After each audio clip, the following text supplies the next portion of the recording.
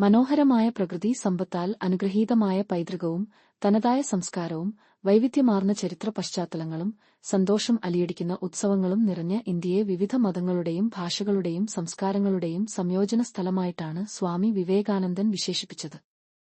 ബഹുമത, ബഹുഭാഷാ, ബഹുസംസ്കാര സമൂഹം ആയതിനാൽ എല്ലാ വിഭാഗങ്ങളുടെയും ഐതിഹാസിക നായകന്മാരിൽ നിന്നും പ്രചോദനം ഉൾക്കൊണ്ട് നാനാത്വത്തിൽ ഏകത്വം എന്ന മാസ്മരിക തത്വത്തിൽ വിശ്വാസം അർപ്പിച്ച് സമാധാനത്തിന്റെയും സ്നേഹത്തിന്റെയും പരസ്പര വിശ്വാസത്തിന്റെയും ഏകതയുടെയും സന്ദേശം വിളിച്ചോതുന്ന ഒരു സുവർണ്ണ കുരുവി ആയിട്ടാണ് സ്വാമിജി ഇന്ത്യയെ പലപ്പോഴും നിർവചിച്ചിരുന്നത്.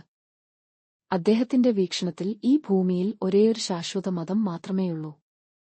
അതിനെ സനാതനധർമ്മം അഥവാ അനന്തമായ അല്ലെങ്കിൽ നിത്യമായ ധാർമ്മികത എന്നും വിളിക്കാം.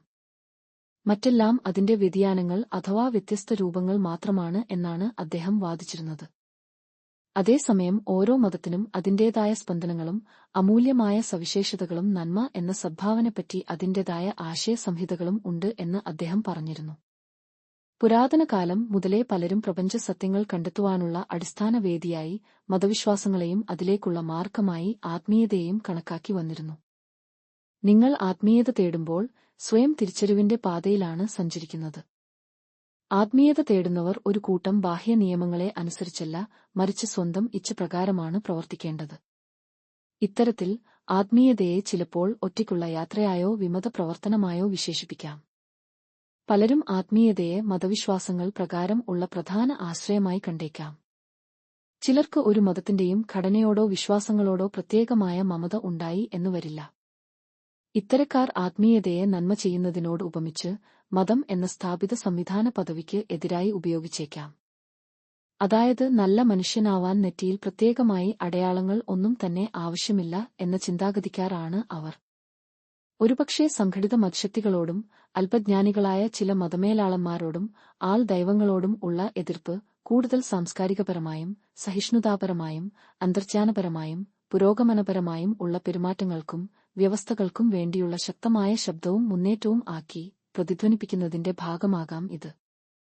ഇത്തരം വ്യക്തികൾ ഭൗതിക വസ്തുക്കളോടുള്ള അതിമോഹം, പണത്തിനോടുള്ള അത്യാർത്തി, അത് എങ്ങനെയും നേടിയെടുക്കണമെന്ന ദുരാഗ്രഹം തുടങ്ങിയ ജീർണിച്ച അവസ്ഥകളിൽ നിന്നും സ്വയം മോചിതൻ ആകാനും ജീവിതത്തിന്റെ മഹത്തരമായ ഉദ്ദേശലക്ഷ്യങ്ങൾ തിരിച്ചറിയുവാനും വേണ്ടി ആത്മീയത തേടുവാൻ സ്വാമിജി ആഹ്വാനം ചെയ്തിരുന്നു. സ്വാമി വിവേകാനന്ദന്റെ ഭാരത ദർശനത്തെ അദ്ദേഹത്തിന്റെ തന്നെ മഹത് വചനങ്ങളിൽ ഇങ്ങനെ ഉപസംഗ്രഹിക്കാം. നിരക്ഷരതയും ദാരിദ്ര്യവും അനാരോഗ്യവും കഴിഞ്ഞകാല ചരിത്രം ആക്കിമാറ്റിയതും കൃഷിയും വിദ്യാഭ്യാസവും വ്യവസായവും ഒരേ സ്വരലയത്തിൽ പ്രവർത്തിക്കുന്നതും എല്ലാ സ്ത്രീകളും കുട്ടികളും പുരുഷന്മാരും സുരക്ഷിതരായി ഐക്യത്തോടെ ജീവിക്കുന്നതും വന്യജീവികളും പ്രകൃതിദത്തമായ വിഭവങ്ങളും സാങ്കേതികവിദ്യയും സംകൃതയോടെ വസിക്കുന്നതുമായ ഒരു പുത്തൻ ഇന്ത്യയായി നമ്മുടെ ഈ നാടിനെ മാറ്റിയെടുക്കും എന്ന പ്രതിജ്ഞ കർഷകരുടെയും മത്സ്യത്തൊഴിലാളികളുടെയും ചെരുപ്പുകുത്തികളുടെയും തൂപ്പുകാരുടെയും കുടിലുകളിൽ നിന്നും ഉറക്കെ ഉയരട്ടെ.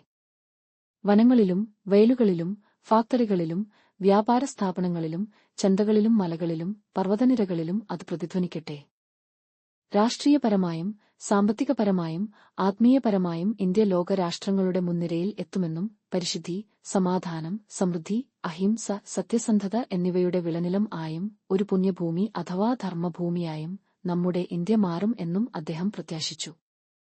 അതായിരുന്ന അദ്ദേഹത്തിന്റെ ഭാരത ദർശനം. സ്വാമി വിവേകാനന്ദന്റെ ഏകത്വ ചിന്തകൾ പ്രതിഫലിക്കുന്ന രീതിയിൽ ഉള്ള വിവേകമാർഗം എന്ന ഗ്രന്ഥത്തിൽ നിന്ന്